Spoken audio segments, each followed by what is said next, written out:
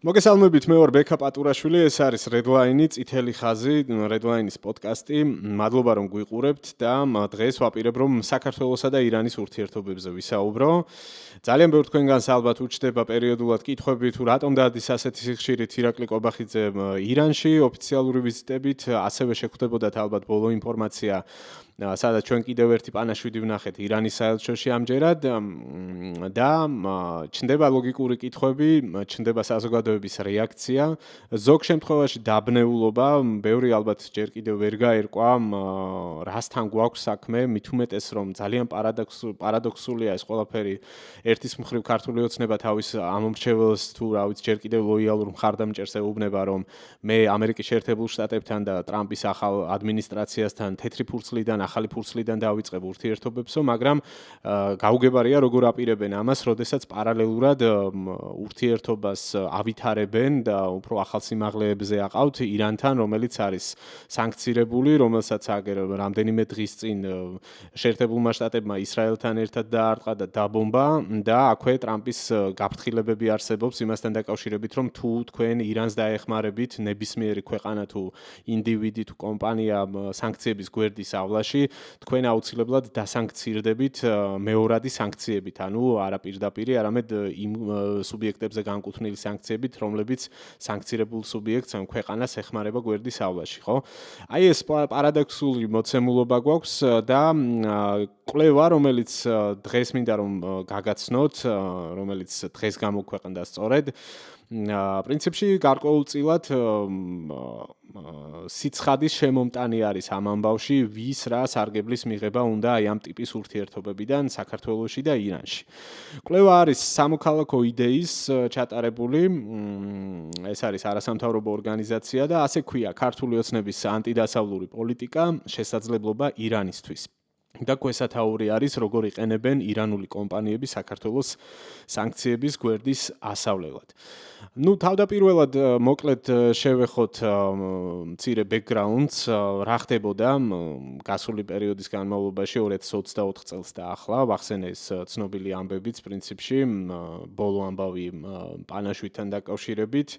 ხო, მანამდე კიდევ ერთხელ გთხოვთ რომ გამოიწეროთ ჩემი არხი თუ არ ხართ გამომწერები, დაგვიკომენტარეთ ამ თემაზეც და გამოხატეთ თქვენი მოსაზრებები და თუ მოგეწონებათ ეს ვიდეო, არც ლაიქის დასმა დაგეზაროთ, არ არის რთული ამბავი.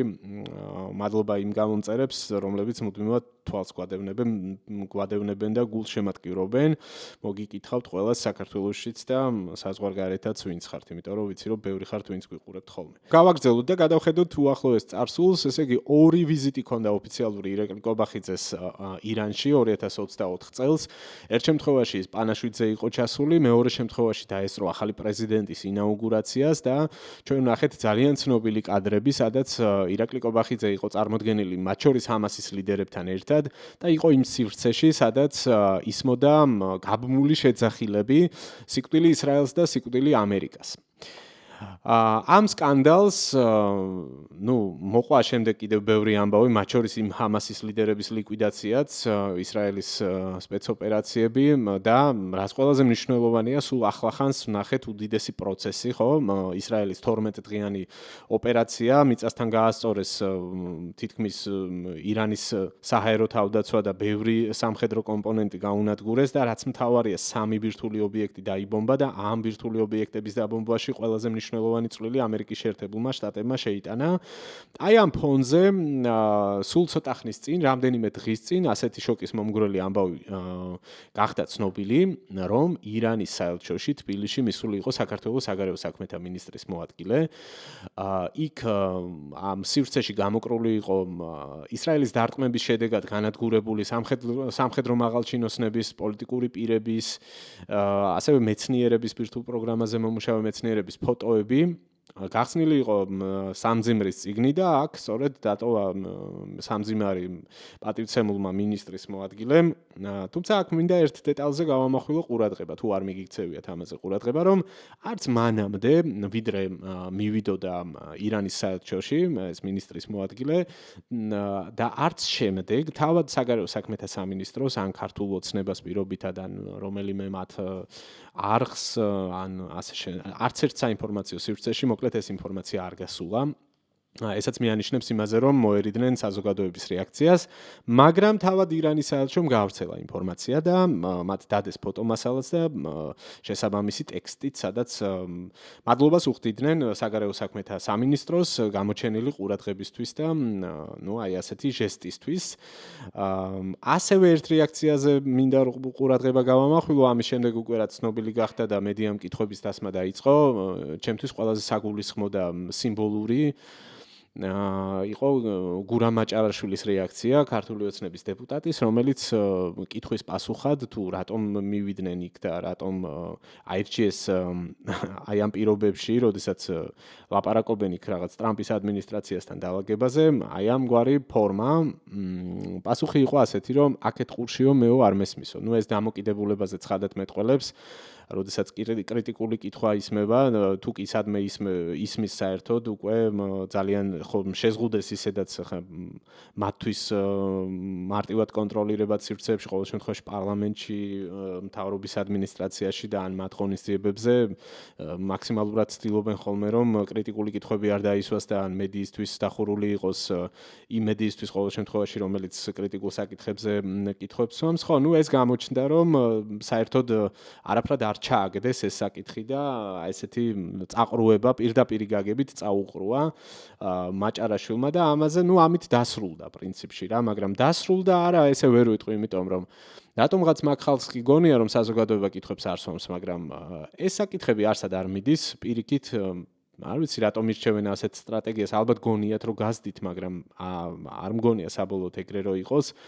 ხალხში ჩნდება კითხვები და ამ გაურკვევლობას კიდევ უფრო მეტი გაურკვევლობა და მეტი სკანდალი ემატება ხოლმე. ხო, არ უნდა გამომრჩეს ერთი ამბავი, როდესაც წაყრუებაზე და ქართული ოცნების პოზიციაზე ვსაუბრობთ და მათ მიდგომაზე, რომ სირაქლემის პოზიციის არჩევას ამჯობინებენ და ვითომ არაფერი არ ხდება, ეს ვითომ არაფერი შესაძლოა ქართულ საზოგადოებას იმდენად არცემენ პატივს და მიაჩნიათ, რომ რაღაცა ადამიანები კითხვებს არ დასვამენ, მაგრამ ავიწყდებათ, რომ ის ხალხი სვამს კითხვებს, ვისაც ეს უშუალოდ ეხება და ვისთვისაც ძალიან მტკივნეული და სენსიტიური ამბავი არის და თან ეს ხალხი, როგორც ამბობენ ხოლმე, თავადაც ხშირად იმეორებენ 26 საუკუნეა ჩვენი მეგობრები არიან, ხო? ისრაელს გულისხმობ, ისრაელის საელჩოს არ დარჩენია ყურადღების მიღმა ეს ამბავი და გამოაქვეყნეს კიდევაც განცხადება.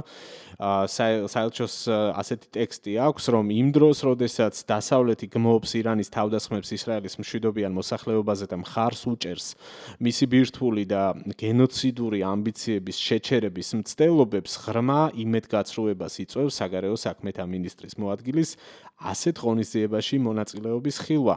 ეს მორალურად არასწორია.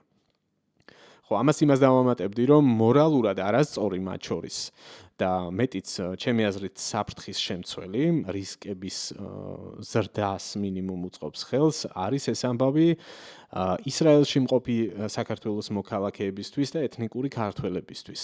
მათ მიმართ დამოკიდებულებაზე ნამდვილად არ იმოქმედებს საზოგადოების განწყობებზე, ნამდვილად არ იმოქმედებს ესეთი ამბები კარგად და იქ ხალხი საკმაოდ მწვავედ რეაგირებს. იმაზე, როდესაც მათ მტერს უსამძიმრებენ ან ტაშს უკრავენ, ეს არის გასათვალისწინებელი ამბავი, მე ჩემი თვალით მაქვს ნანახი. ისრაელში 7 ოქტომბრის მოვლენების შემდეგ ვიყავი იქ რეპორტაჟის მოსამზადებლად ჩასული და ძალიან მწვავე საზოგადოებრივი რეაქციები იყო ხოლმე, თუ ოდნავ მაინც შეამჩნევდნენ ვინმეს, რომ სოლიდარული არ იყო მათ მიმართ და ეს ძალიან ლოგიკური და ჯანსაღი რეაქცია იყო, ვერაფერს სიტყვი ნამდვილად, ხო? თან ვსაუბრობთ კიდევ ერთხელ ვიტყვი ხალხზე, რომლებიც, რა ვიცი, ჩვენი მოძმეერი არის, უამრავი ქართველი იქ ცხოვრობს, უამრავი ისრაელის მოქალაქე აქ არის საქართველოში 26 საუკუნე და ასე შემდეგ. სადღეგრძელოებში კი ბატონო, მაგრამ რეალური პოლიტიკა, რაც არის აი ამ ბოლო პერიოდის განმავლობაში, ძალიან დამაზიანებელი არის აი ამ ურთიერთობების და მეტიც თავი რომ დავანებოთ რაღაც პარტნიორებთან ურთიერთობების გაფუჭებას, ხალხთა შორის ურთიერთობებს აფუჭებს ეს ყველაფერი. კარგი, დაუბრუნდეთ კვლევას და მის ძირითად მიგნებებს.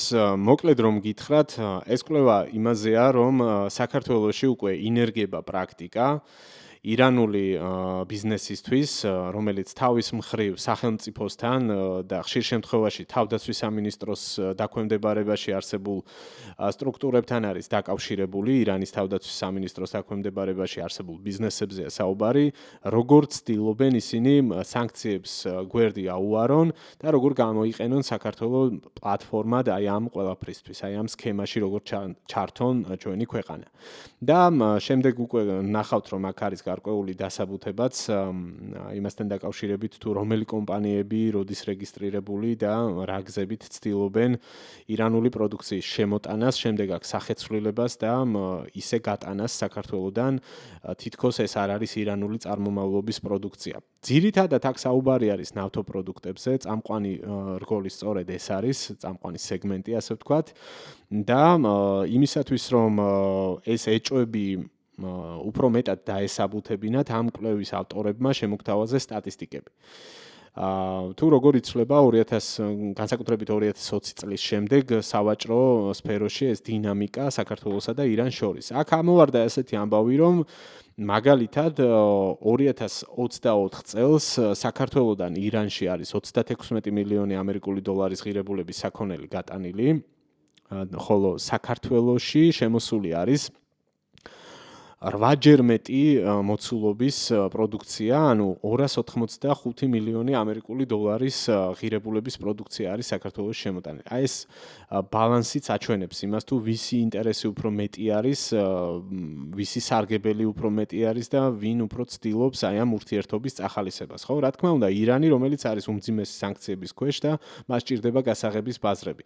ობიექტურობისთვის უნდა ითქვას და დამატებითი ინფორმაციად პრინციპში, რომ ირანს აქვს ძალიან კარგად უკვე ათვისებული ეს სქემა, როგორ უნდა აარიდოს თავის სანქციებს და მისი ძირითადი გასაღების ბაზარი და ნავთობპროდუქტების გასაღების ბაზარი არის ჩინეთი, ასევე ინდოეთთან ვაჭრობენ და პრინციპში ეს სქემა დააკოპირა რუსეთმა, როდესაც აი მას შემდეგ რაც უკრაინასთან ომი დაიწყო და ისინი სანქციების ქვეშ ექცევიან, მათაც შექმნეს ეს ეგრეთ წოდებული shadow ფლოტი, ჩრდილოვანი ფლოტი და ასეც ცდილობენ რომ წარმომავლობა დამალონ საკუთარი ნავთობის და ვითომ არ არის ეს რუსული ნავთობი, ისე გადის შემდეგ უკვე სასაცილოა, მაგრამ ხან ევროპის და ამერიკის მიმართულებითაც კი ეს პროდუქცია, თუმცა ძირითადი გასაღების ბაზრები რუსებსაც ირანის მსგავსად აქვთ ჩინეთთან და ინდოეთთან ვაჭრობის შედეგად.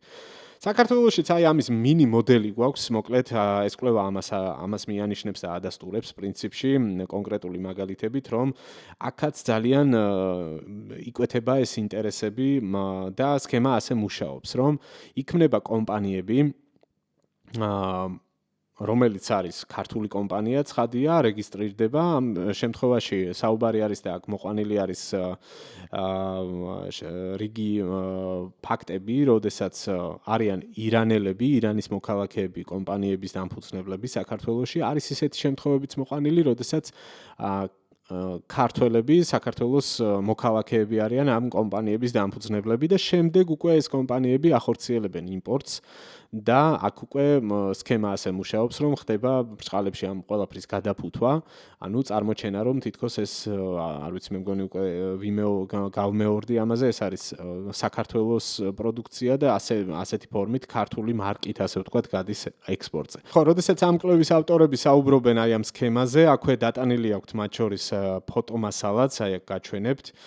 სადაც ნაჩვენები არის უკვე სატვირთო ავტომობილები, რომლებიც საქართველოს ტერიტორიაზეა გადაღებული, ცისტერნებს ხედავთ და კვლევის ავტორების ინფორმაციით ეს სწორედ ასახავს ნავთობპროდუქტების საქართველოში შემოტანას. აქვე არის მოცემული ეს გრაფიკული გამოსახულება, რომელიც უშუალოდ ნავთობპროდუქტებით ვაჭრობას შეეხება. 2020 წლიდან მოყოლებული ერთმნიშვნელოვანი ზრდის ტენდენცია შეიმჩნევა ნავთობისა და ნავთობპროდუქტების იმპორტში, თუ 2020 წელს ირანიდან 683,000 ამერიკული დოლარის ღირებულების ნავთობი და ნავთობპროდუქტი შემოვიდა. 2024 წლისთვის აღნიშნული მაჩვენებელი დაახლოებით გასამაგდა და 2 მილიონ ამერიკულ დოლარს მიაღწიაო, გვეუბნება ეს კვლევა. და კიდევ ერთი ამბავი, რომელზეც ნამდვილად ღირს ყურადღების გამახვილება იმისთვის რომ უფრო დამაჯერებელი ყოფილიყო რომ ამ კვლევის ავტორებს ეს ამბავი თავად არ მოუგონიათ, ასეთ წყაროებს გვთავაზობენ, ირანულ წყაროებს გვთავაზობენ, სადაც სპარსულ ენაზე მოყვანილი არის სტატიები მაგალითად, სოციალურ ქსელებში გავრცელებული პოსტები, რაღაც ვლოგები და ასე შემდეგ, მოყვანილი არის აქედან ციტატები, სადაც ადგილობრივი ხალხი პირდაპირ ვისაც უკვე რაღაც გამოცდილება აქვს საქართველოსთან აი ამ ტიპის თანამშრომლობის რეკომენდაციებს აძლევენ სხვებს. აი ამასაც გაჩვენებთ, მე აი სწორედ რაც არის საუბარი და აქ არის სპარსული წარწერებით ეს ყველაფერი და შესაბამის გრაფიკული გაფორმებაც არის და სწორედ ამ შემთხვევაში აი მაგალითად ეს რაც ახლა შემხვდა, ეს არის კომპანია მაგალითისთვის კომპანია Arab Branding-ის ოფიციალურ ვებგვერდზე ირანის საქართველოს სავაჭრო ურთიერთობების შესახებ იძებნება სტატია, რომელშიც ხაზგასმულია საქართველოსთან ვაჭრობის უპირატესობები და აი მოდი წავიკითხოთ ხა აქ რა წერია. მსოფლიოში ციტატას ვკითხულობ, მსოფლიოში ნებისმიერი ვაჭრობა დამოკიდებულია გარკვეული წესების დაცვაზე, ამ ტიპის ექსპორტისთვისაც მრავალი რეგულაცია არსებობს. თუ თქვენ გეგმავთ საქართველოსთან ვაჭრობას, გირჩევთ რომ უპირველეს ყოვლისა საქართველოში განსაკუთრებით პორტების მახლობლად კომპანია დაარეგისტრიროთ. ამ გზით შეგიძლიათ მარტივად განახორციელოთ ვაჭრობა. კომპანიის რეგისტრაციის შემთხვევაში თქვენ შეგიძლიათ ხარჯები მნიშვნელოვნად შეამციროთ. ეს ასე იქნება ექსპორტისა და იმპორტის გამარტივების ძალიან მარტივი გზა. აი ეს კომპანია ესეთ რეკომენდაციას აძლევს თავის თანამოქალაქეებს და რა ვიცი პარტნიორებს. ასევე არის აქ ერთი მნიშვნელოვანი ციტატა, რომელიც კიდევ სხვა წყაროდან არის ამოღებული. აქ ესეთი რამე წერია: საქართველოს ევროკავშირში ინტეგრაციის შესახებ კანონის მიღებისა და ევროპაში ექსპორტირებული საქართველოს წარმოებული პროდუქციისთვის საბაჟო ტარიფების გაუქმების გათვალისწინებით ირანელი ვაჭრებისთვის შეიქმნა ხელსაყრელი გარემო. მათ შეუძლიათ თავიანთი საქონელი საქართველოში შეიტანონ, შემდეგ საქართველოში შეფუთვითა და საქართველოში წარმოებული პროდუქციის ნიშნით საბაჟო ტარიფების გადახდის გარეშე და კონკურენტულ ფასად განახორციელონ მისი ექსპორტი ევროპაში და ამერიკაშიც კი. წერს აი ეს წყარო, რომელიც აი ესეთი საქართველოსა და ევროკავშირის დროშებით გაფორმებული პოსტით არის წარმოდგენილი. მოდი კიდევ ერთი სტატია წავიკითხოთ, სადაც დაახლოებით იგივე შინაარსია და დიდი მონდომებით უხსნიან ირანელ ბიზნესმენებს, რომ ხელსაყრელი არის საქართველოსთან თანამშრომლობა. აი ესეთ რამეს ვკითხულობთ აქ და აქვე არის დატანილი გაჩვენებთ ამ გამოსახულებასაც დედანის, ანუ სპარსულ ენაზე წარწერა და შემდეგ არის ქართულად ნათარგმნი. ირანს ნამდვილად შეუძლია საქართველოსთან ვაჭრობის გზით ამერიკის მიერ ირანზე დაწესებულ შეზღუდვებსა და სანქციებს გვერდი აუაროს და მსოფლიო ბაზარსა და სხვადასხვა პროდუქციით მსოფლიო ვაჭრობაზე წვდომა მოიპოვოს. ამასთან საქართველოს ბაზართან მიმართებით ირანის მთელი ძალისხმევა ისაა, რომ საქართველოსთან ვაჭრობა თავისი ექსპორტისა და იმპორტის მნიშვნელოვან მიმართულებად აქციოს. ირანსა და ქართველებს შორის კარგი სავაჭრო ეკონომიკური, კულტურული და ტურისტული კავშირები მიანიშნებს, რომ ამ ორ ქვეყანას კარგი მომავალი ელოდება. საქართველოს ერთ-ერთი უპირატესობა, რომლის მეშვეობითაც მას შეუძლია ირანი მსოფლიო ბაზარს დაუკავშიროს, არის ის, რომ მას ვაჭრობის სფეროში აქვს ბევრი შეთანხმება ევროპასთან. ევროპასთან ვაჭრობა საქართველოსთვის ძალიან ადვილი და მომგებიანია. ამ შეთანხმების მეშვეობით საქართველოსთვის ყველა ევროპულ და არაევროპულ ქვეყანასთან ვაჭრობის გზა გახსნილია. მაგალითისთვის ევროპასთან, თურქეთთან, რუსეთთან, ყაზახეთთან და სხვებთან თავისუფალი ვაჭრობის შეთანხმებები გულისხმობს, რომ საქართველოს შეუძლია ქვეყანაში წარმოებული საქონელი საბაჟო გადასახადების გარეშე ამ ქვეყნების ბაზარზე გაიტანოს. მოკლედ მე მგონია, რომ მეტნაკლებად შეგექმნათ წარმოდგენა, რა კვლევაზეა საუბარი, რა ფაქტებზეა საუბარი და რა სქემებზეა საუბარი და ვის აწყობს ეს ყველაფერი, ხო? ანუ აწყობს ცალსახად ირანს. მართალია მას აქვს სხვა გასაღების ბაზრები იგივე ნავთობისთვის, ჩინეთი და ასე შემდეგ, მაგრამ მათთვის ნებისმიერი ახალი შესაძლებლობა მნიშვნელოვანი არის, ხო? ამ კრიზისის პირობებში განსაკუთრებით. და აწყობს ვის? ალბათ მცირე ჯგუფს საქართველოში, ვინც ამ ყოლაფრით ალბათ მილიონობით დოლარის სარგებელს ნახავს. და ვინ არის ეს ხალხი? ჩვენ ეს ხალხი არ ვიცით ვინ არის. ამ დასკვნაში და ამ კვლევაში პრინციპში, რომელიც 26 გვერდისგან შედგება, არის დეტალურად ეს ინფორმაცია და თუ მოგინდებათ ამ ყველაფრის გადამოწმება, სამოქალაქო იდეა ქვია ამ ორგანიზაციას, მარტივად შეხვალთ მათ ვებგვერდზე, იძებნება და გახსნით ამ კვლევას და ნახავთ. ბევრი დეტალია, ჩემი შეფასებით საკმაოდ კარგი ნამუშევარი არის და დასაბუთება ახლავს თან, რაც მნიშვნელოვანია, მათ შორის დეტალური აღწერა იმ კომპანიების, ვინც არის დარეგისტრირებული საქართველოში, ვინ არიან მათი დამფუძნებლები, მეწილეები ვინ არიან, ზოგი ირანელია, ზოგი საქართველოს მოქალაქეა. ასევე არის აქ ინფორმაცია, მათ შორის მათ პარტნიორებთან დაკავშირებით, ვისთან ფიქსირდებიან კიდევ ეს ინდივიდები, ვინც ამ კომპანიებს ქმნიან, ვისთან თანამშრომლობენ და აქ ერთ საინტერესო დეტალია რის აღნიშნავს ღირს, რომ ერთ-ერთი კომპანიის მეწილე, ერთ-ერთი პარტნიორი კომპანიის მეწილე, თურმე ირაკლი ბახტაძის ყოფილი პრემიერ-მინისტრის ძმა გივი ბახტაძე ყოფილა. ხო, და აი ამ კვლევის ავტორები მიანიშნებენ იმაზე სწორედ, რომ ეს პოლიტიკური, ვითომ რაღაც დიპლომატიური ურთიერთობების დათბობა არ შემოიფარგლება მხოლოდ აი ამ ცერემონიებით, პანაშვიდებით და ასე შემდეგ.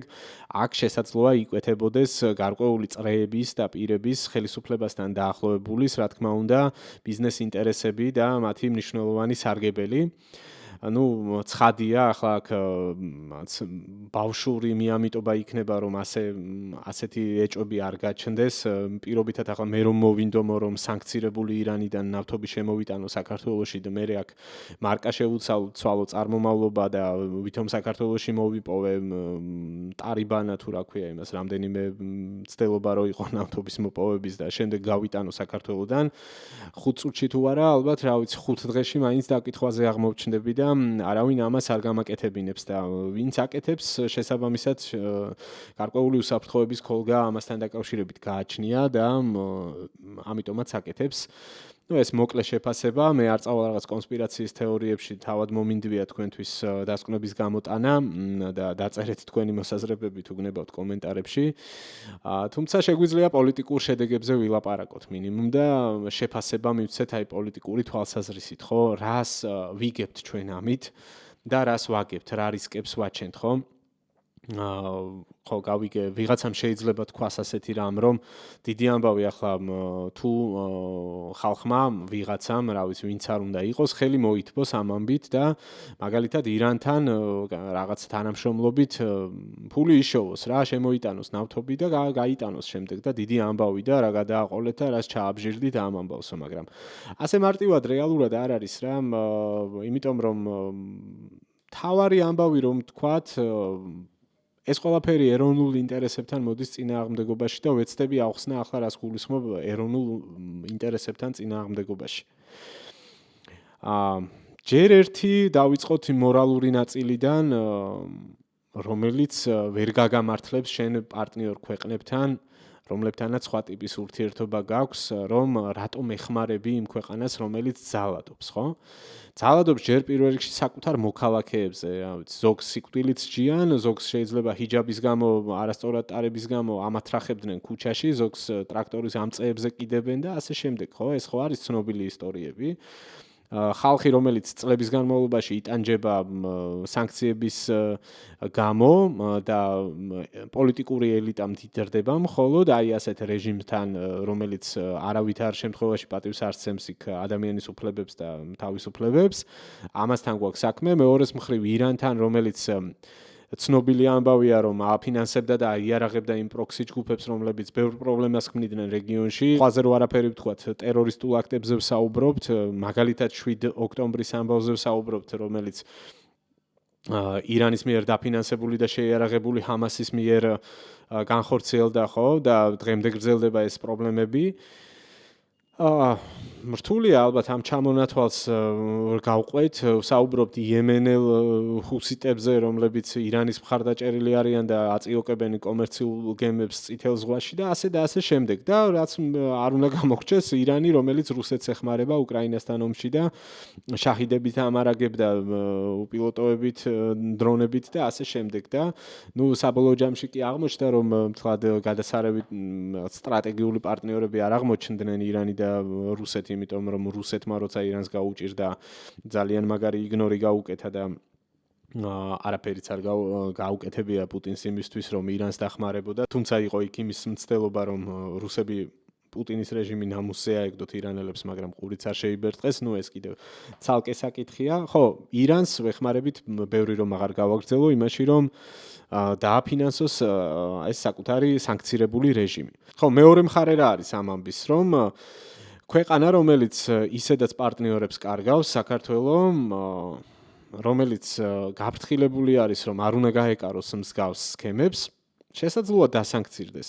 ანუ ინდივიდების დასანქცირება, კონკრეტული ბიზნესმენების პოლიტიკურ შედეგებთან ასოცირდება, ხო? ქვეყანა იღებს საბოლოო ჯამში ამ სანქციებს და სპობს შემდეგ ურთიერთობების გაუმჯობესების პერსპექტივას. ამაზეც ბევრი მსჯელობას შორს წაგვიყვანს, ძალიან მარტივი მოცემულობა არის და კიდევ ერთი მიმართულება, რასაც ხაზი უნდა გავუსვათ, ალბათ როდესაც პოლიტიკურ ფასზე ვსაუბრობთ და ეკონომიკურ ფასზე ვსაუბრობთ, არის ის, რომ ბიზნესი დაზარალდება აი ასეთი შაუბნელი საქმიანობით და პარტნიორობებით. ჩვენ რომ მოგწონს ის და გვიხარია რომ სავაჭრო ურთიერთობები გვაქვს მაგალითად ევროკავშირთან და სავაჭრო შეთანხმებები გვაქვს სხვადასხვა ფორმატებში, სადაც მარტივად შეგვიძლია რომ ჩვენი პროდუქცია გავიტანოთ. ეს ყველაფერი კითხვის ნიშნის ქვეშ დადგება, თუ შენი იმიჯი შეილახა ცხადია და კაცმა არის ის შემდეგ ვინ გადახედავს აი ამ პარტნიორობის ფორმატებს. და ხომ არ მოხდება ისე საბოლოოდ რომ ამ შაუბნელი საქმეების გამო კეთილსინდისიერი ბიზნესმენები და საბოლოო ჯამში ჩვენი ქვეყნის მოსახლეობა დაზარალდება. მრჩება ესეთი განცდა, რომ ვიღაცები მოსწრებაზე არიან და ცდილობენ, რომ დღეს რაც შანსი აქვს სარგებელი მიიღონ და ეს ყველაფერი პირდაპირ წინააღმდეგობაში მოდის სახელმწიფო ინტერესებთან, ანუ ეს ძალიან მარტივი თეთრს და შავს შორის რაღაცა გარჩევაზე ვსაუბრობთ რეალურად ჩვენ და ალბათ ყველა პასუხისმგებლიანი და კრიტიკულად მოაზროვნე ადამიანი მიხვდება რა შეიძლება იყოს აი ასეთი ბრწყალებში თანამშრომლობის ფასი. ხო, ფასი ეგ იქნება რა, ვიღაცები გამდიდრდებიან ერთეულები, ძალიან დიდ რისკებს შექმნიან ქვეყნის ინტერესებისთვის, ბიზნესისთვის, მოქალაქეებისთვის და მე კაცმა არ იცის ვინმე მოსთხოვს მათ პასუხს თუ ვერა. ან სად იქნებიან ხვალ, ან სად იქნებიან ზეგ. აი ამის თქმა მინდოდა. ხო, და ვნახოთ აბა როგორ გაგრძელდება პანაშვიდებზე სიარული, ორმხრივი ურთიერთობები პოლიტიკური და შეასრულებს თუ არა ქართული ოცნება დაპირებას, რომელსაც ყოველ ჯერზე აძლევს თავის მხარდამჭერს, რომ თურმე ამერიკის შეერთებულ შტატებთან ახალი ფურცლიდან დაიწყებენ ურთიერთობას სამწუხაროდ ფაქტების სხვა ტენდენციაზე მეტყველებს. დიდი მადლობა, ამის თქმა მინდოდა გამოიწერეთ ჩვენი არხი თუ მოგეწონათ, ჩვენი ვიდეო თუ ახლა აღმოგვაჩინეთ, თუ საინტერესო იყო თქვენთვის დაალაიქეთ და გამოხატეთ მოსაზრებები კომენტარებში, გამიგრძელდა სიტყვა, იმედი მაქვს რომ საინტერესო ეპიზოდი გამოვიდა. ნახვამდის მომდევნო ეპიზოდამდე დაგემშვიდობებით.